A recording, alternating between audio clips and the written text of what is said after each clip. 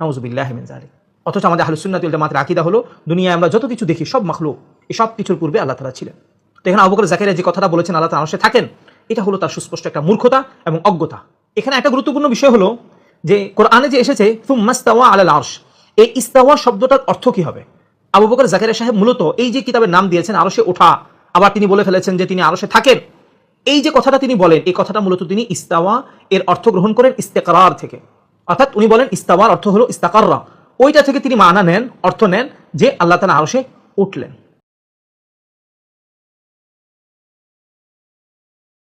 আসসালামু আলাইকুম ওয়া রাহমাতুল্লাহি ওয়া বারাকাতুহু। বিসমিল্লাহির রহমানির রহিম। আলহামদুলিল্লাহি রাব্বিল আলামিন ওয়াসসালাতু ওয়াসসালামু আলা সাইয়্যিদিনা মুহাম্মদ ওয়া আলা আলিহি ওয়া আসহাবিহি আজমাইন।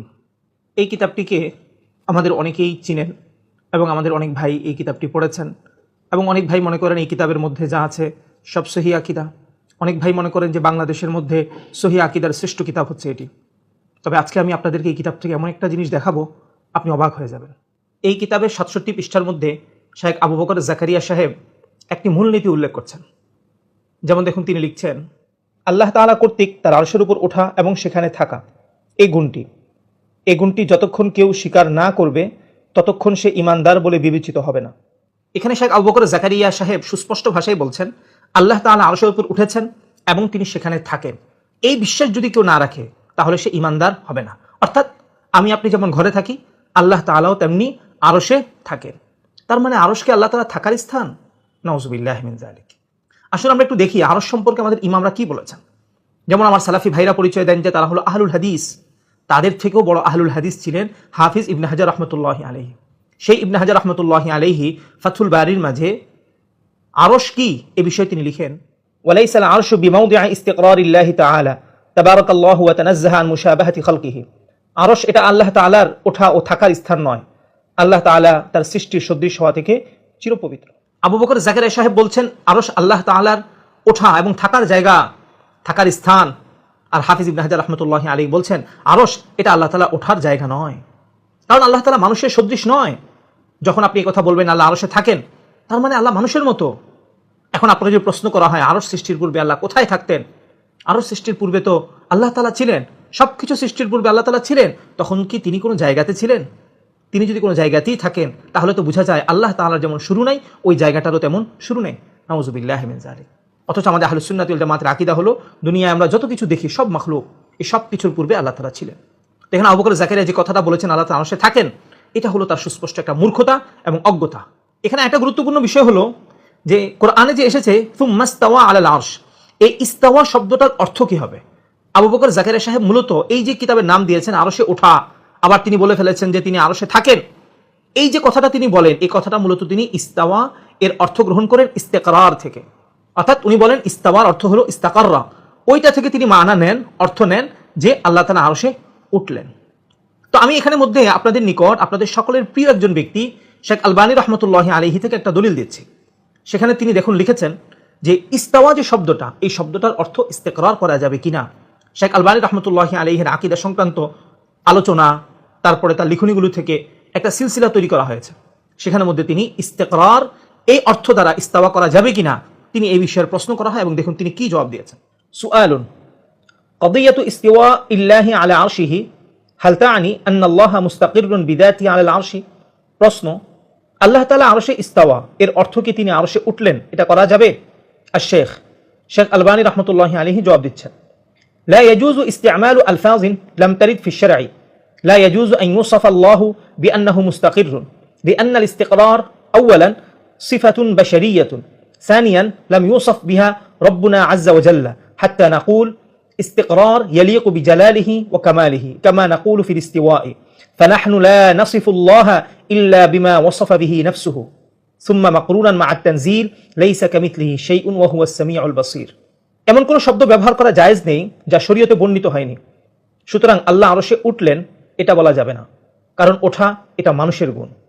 দ্বিতীয়ত, আল্লাহ তাআলা নিজের জন্য ইস্তেকরার বা ওঠা বলেননি, যাতে আমরা এভাবে বলবো আল্লাহ তাআলা তার শান ও পূর্ণতা অনুযায়ী আরশে উঠলেন, যেমনটা আমরা ইস্তাওয়ার ক্ষেত্রে বলে থাকি। সুতরাং আমরা আল্লাহর জন্য এমন শব্দ সাব্যস্ত করব যা আল্লাহ নিজের জন্য সাব্যস্ত করেছেন, কেননা আল্লাহ তাআলা বলেছেন কোনো কিছুই তার মতো নয়, আর তিনি সর্বশ্রোতা এবং সর্বদ্রষ্টা। আমি আবু বকর জাকারিয়া সাহেবকে জিজ্ঞাসা করতে চাই, শেখ আলবানী রহমতুল্লাহি আলাইহি স্পষ্ট ভাষায় বলেছেন ইস্তাওয়া এর অর্থ ইস্তেকরার করা যাবে না, কেননা এটা হচ্ছে মানুষের গুণ।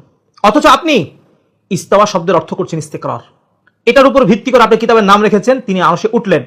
এর থেকেও মারাত্মক জিনিস হলো আপনি লিখে দিয়েছেন এই গুণ যদি কোনো ব্যক্তি বিশ্বাস না করে তার ঈমান থাকবে না।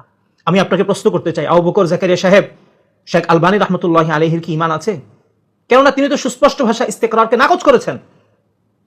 আপনি চিন্তা করতে পারেন আপনি কত বড় মূর্খ, এবং আপনাকে যারা অনুসরণ করছে এরা আসলে আপনার লাল সাদা ঘুমটা দেখে মুগ্ধ হয়ে তারা আপনার অনুসরণ করছে, কিন্তু এই ছেলেগুলো জানে না যে আপনি তাদেরকে তাদের অজান্তে দেহবাদী বানিয়ে দিয়েছেন। আপনি আপনার নিজের ব্যাখ্যাকে এমন ভাবে পেশ করেছেন যে এটার উপর বিশ্বাস থাকতে হবে, তা না হলে কোনো ব্যক্তি ঈমানদার হবে না। নাউযুবিল্লাহি মিন যালিক। এখানে আমি আপনাদেরকে একটা গুরুত্বপূর্ণ বিষয় বলতে চাই। শেখ আলবানী রহমতুল্লাহি আলাইহি তিনি যে ইস্তেকরারকে না করেছেন, এই কথাটাই ইমাম আবু হানিফা রহমতুল্লাহি আলাইহি আজ থেকে 1000 বছর পূর্বে বলে গিয়েছেন। কিন্তু এই সালাফি মূর্খরা, এই আবু বকর জাকারিয়ার মতো জাহেলরা সমাজে প্রচার করছে যে আমরা ইমাম আবু হানিফার আকীদার উপর নাই। এদের লাল সাদা ঘুমটা দেখে মানুষ বিশ্বাসই করতে পারে না যে এই জাহেলগুলা লাল সাদা ঘুমটা দিয়ে এত মারাত্মক মারাত্মক জালিয়াতি এবং মিথ্যাচার করতে পারে। আসলে আপনাদেরকে একটু দেখাই, আবু বকর জাকারিয়া সাহেব যে বলছেন ইস্তেকরার এই অর্থের উপর ভিত্তি করে বলছেন উঠেছেন, এই ক্ষেত্রে ইমামে আজম আবু হানিফা রহমতুল্লাহি আলাইহি কি বলেছেন? ইমাম আবু হানিফা রহমতুল্লাহি আলাইহি তার আকীদার প্রসিদ্ধ কিতাব আল ওয়াসিয়ার মধ্যে তিনি লিখেন, নুকিররু বিআন্নাল্লাহ তাআলা আলাল আরশি ইস্তাওয়া মিন গায়রি আন তাকুনা লাহু হাজাতুন ওয়া ইস্তিকরারুন আলাইহি।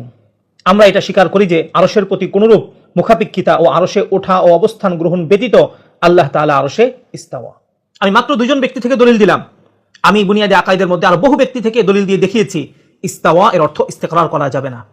ইমাম আবু হানিফা নিষেধ করেছেন, শেখ আলবানী তো সুস্পষ্ট আকারে বলে দিয়েছেন এটা মানুষের গুণ। সে মানুষের গুণকে আবু বকর জাকারিয়া সাহেব আল্লাহর গুণ বানিয়ে ফেলেছে। এরপর আবার লিখে দিয়েছে এভাবে যদি বিশ্বাস না করে তার ঈমান থাকবে না। নাউযুবিল্লাহি মিন যালিক। কত বড় জাহেল, কত বড় মূর্খ। এখানে আমি আপনাদের নিকট গুরুত্বপূর্ণ একটি পয়েন্ট উল্লেখ করতে চাই। এই পয়েন্টটা যদি আপনারা ভালোভাবে বুঝেন, সালাফিদের গুমরাহি থেকে আপনি বেঁচে যাবেন। এক হচ্ছে কোরআনের আয়াত, আরেক হচ্ছে আয়াতের ব্যাখ্যা। দুইটা কিন্তু আলাদা জিনিস। আমি কোরআনের আয়াত অথবা কোনো মুসলিম যদি কোরআনের আয়াতকে অস্বীকার করে সে কাফের হয়ে যাবে, কিন্তু কোনো ব্যক্তির ব্যাখ্যাকে যদি সে অস্বীকার করে তাহলে কিন্তু সে কাফের হবে না। এখন দেখেন আমি আপনাকে একটু বলতে চাই, আল্লাহ তাআলা আরশে ইস্তাওয়া, এটা হচ্ছে কোরআনের আয়াত। সুম্মাস্তাওয়া আলাল আরশ, আল্লাহ তাআলা আরশে উঠলেন, এটা হলো আবু বকর জাকারিয়া সাহেবের ব্যাখ্যা। কেন? তিনি ইস্তাওয়াকে ইস্তেকরারের অর্থে ধরেন। ইস্তেকরারের অর্থে ধরে তিনি বলেন আল্লাহ আরশে উঠলেন। আল্লাহ কিন্তু আরশে উঠলেন এ কথা কিন্তু আল্লাহ বলেননি। আল্লাহ আরশে থাকেন এ কথা বলেননি। শেখ আলবানী সুস্পষ্ট আকারে বলেছেন আল্লাহ ইস্তেকরারের কথা বলেননি। সুতরাং আমরা কেন আল্লাহ তাআলার জন্য ইস্তেকরার সাব্যস্ত করব? তো একটা হচ্ছে আয়াত, একটা হচ্ছে আয়াতের ব্যাখ্যা।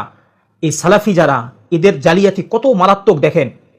এরা কোরআনকে কোরআনের উপর থাকতে দেয় না, এরা নিজেদের ব্যাখ্যাকেও কোরআন বলে চালায় দেয়। নাউযুবিল্লাহি মিন যালিক। কিভাবে দেখেন, আবু বকর জাকারিয়া বলেছেন আল্লাহ আরশে উঠেছেন এবং সেখানে থাকেন, এটা যদি কেউ বিশ্বাস না করে তাহলে তার ঈমান থাকবে না। এটা কোন আয়াতের মধ্যে আল্লাহ তাআলা বলেছেন? কিসের উপর ভিত্তি করে আপনি বলছেন? ওই যে সুম্মাস্তাওয়া আলাল আরশ, আল্লাহ তাআলা তো বলেছেন ইস্তাওয়া, আল্লাহ তো ইস্তাকাররা বলেননি। তাহলে আপনি কেন এই কথা বলছেন যে আল্লাহ আরশে উঠলেন থাকলেন? এই কথা তোমাকে বিশ্বাস করতে হবে, তা না হলে তুমি ঈমানদার থাকবে না। তার মানে এই জাহেল, এই মূর্খ নিজের ব্যাখ্যাকে কোরআন মনে করে। নাউযুবিল্লাহি মিন যালিক। সে মনে করে আমি যেটা ব্যাখ্যা দিয়েছি এটাই হলো কোরআন। নাউযুবিল্লাহি মিন যালিক। এজন্য আপনাকে সতর্ক হতে হবে। একটা হচ্ছে কোরআনের আয়াত, আরেকটা হচ্ছে ব্যাখ্যা। আমরা কোরআনকে মানবো, কোন ব্যক্তির ব্যাখ্যা, সেই ব্যাখ্যা যদি কোনো ব্যক্তি অস্বীকার করে তাহলে সে কখনো কাফের হবে না। কিন্তু আবু বকর জাকারিয়া জাহেল, এই মূর্খ, সে তার ব্যাখ্যাকে কোরআন বানিয়ে ফেলেছে। এই জন্য যখন আমরা বলি বা যখন আমার সালাফি ভাইরা আমাদের থেকে শুনে যে আমরা আল্লাহ তাআলাকে আরশে ওঠাকে মানি না, তখন এরা মনে করি কি আমরা মনে সুম্মাস্তাওয়া আলাল আরশকে মানি না। নাউযুবিল্লাহি মিন যালিক। কোন ব্যক্তি আছে এই কথা বলবে যে আল্লাহ তাআলা আরশে ইস্তাওয়া না? এই কথা বলার তো তার কোনো সুযোগ নাই, কারণ সে সুস্পষ্টভাবে ঈমান থেকে বের হয়ে যাবে, ইসলাম থেকে সে বের হয়ে যাবে। হ্যাঁ, কেউ যদি বলে আল্লাহ আরশে উঠলেন, তাহলে আমরা বলবো ওঠার সাথে এই শব্দের সাথে আমার দ্বিমত আছে। তার মানে কি আমি আয়াতকে অস্বীকার করলাম? না। কিন্তু সালাফিরা এই জায়গায় বাটপাড়ি করে, এই জায়গায় ওরা জালিয়াতি করে, এই জায়গায় ওরা মিথ্যাচার করে।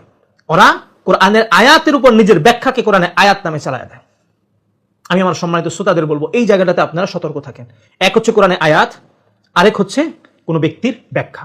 তো সুম্মাস্তাওয়া আলাল আরশের ক্ষেত্রে আমরা কি ব্যাখ্যা করব?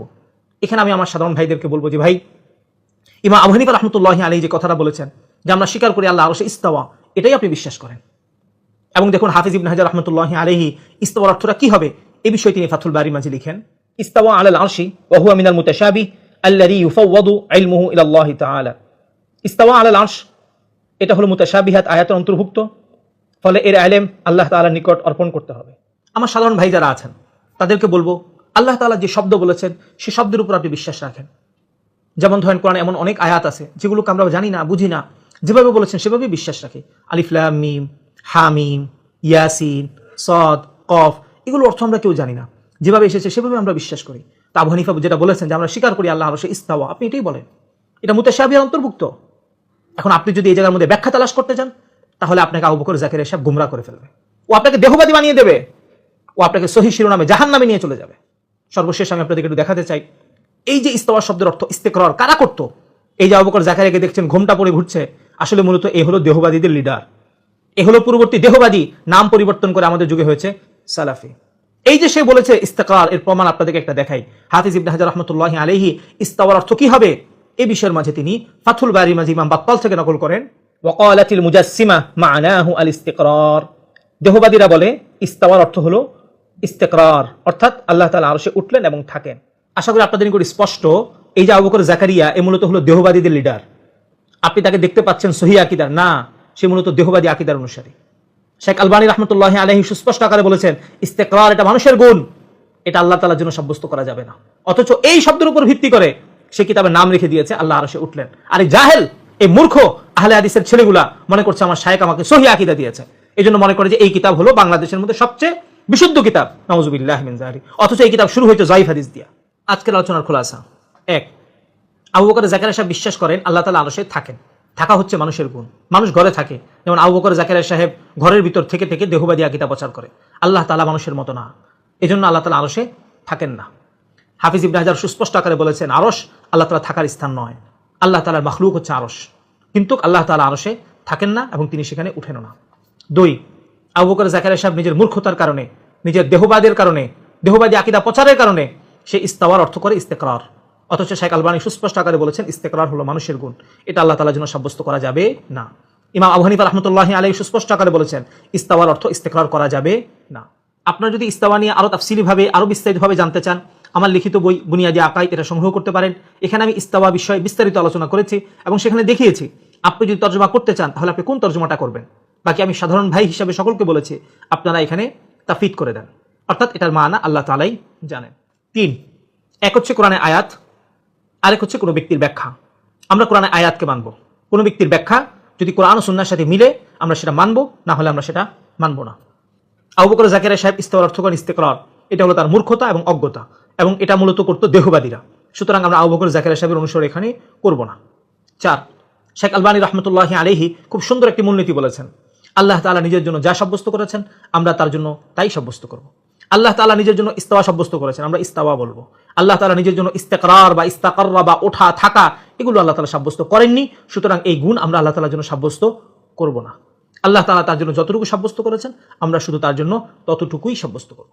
আজকের এই আলোচনার মাধ্যমে আশা করি আপনাদের নিকট স্পষ্ট হয়েছে যে রহমান আরশের উপর উঠেছেন এই কিতাবটা আসলে মূলত সহিহ আকীদার কিতাব না, এটা হলো মূলত দেহবাদী আকীদার কিতাব। এই কিতাবের মাঝে আবু বকর জাকারিয়া সাহেব এমন এমন বক্তব্য নকল করে রেখেছেন যে বক্তব্য আপনি বিশ্বাস করা মানেই হলো আপনার পরকাল হবে দেহবাদীদের সাথে, আপনার পরকাল কখনো আহলুস সুন্নাত ওয়াল জামাতের সাথে হবে না। কারণ আপনি আল্লাহকে নিয়ে শিরিক করছেন, আপনি আল্লাহকে দেহবাদী বানিয়ে দিচ্ছেন, আপনি আল্লাহকে অঙ্গ প্রত্যঙ্গ বানিয়ে দিচ্ছেন, আপনি আল্লাহকে মানুষের মতো থাকা সাব্যস্ত করে দিচ্ছেন, আরশকে আপনি মানুষের মতো ঘর বানিয়ে দিচ্ছেন। সুতরাং আমি সকলকে বলবো আবু বকর জাকারিয়া সাহেবের এই সমস্ত লাল সাদা ঘুমটা বা এর মতো আরো সালাফি শাইখ যারা আছেন এদের লাল সাদা ঘুমটায় আপনি প্রভাবিত হয়ে আপনার পরকালকে বরবাদ করবেন না। আপনার কবরে আপনি যাবেন, আপনার সাথে আবু বকর জাকারিয়া যাবে না, আপনার হিসাব আপনাকেই দিতে হবে। সুতরাং আপনাকে আমি সতর্ক করছি আবু বকর জাকারিয়া সাহেবের মতো এই সমস্ত দেহবাদী আকীদার অনুসারী যারা আছে তাদের থেকে সতর্ক থাকুন, আপনি আপনার ঈমানকে বাঁচান। আকীদার এমন গুরুত্বপূর্ণ বিষয়গুলো জানার জন্য আশা করছি আপনারা লাব্বাইক বিরির সাথে থাকবেন, এবং আজকের আলোচনা সম্পর্কে আপনাদের কারো কোনো যদি মন্তব্য থাকে আশা করছি আপনারা কমেন্টে লিখবেন, আমরা ইনশাআল্লাহ জবাব দিয়ে দিব।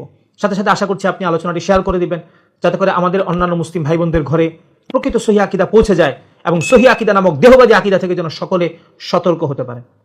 আল্লাহ তাআলা আমাদের সকলকে তৌফিক দান করুন, আমিন।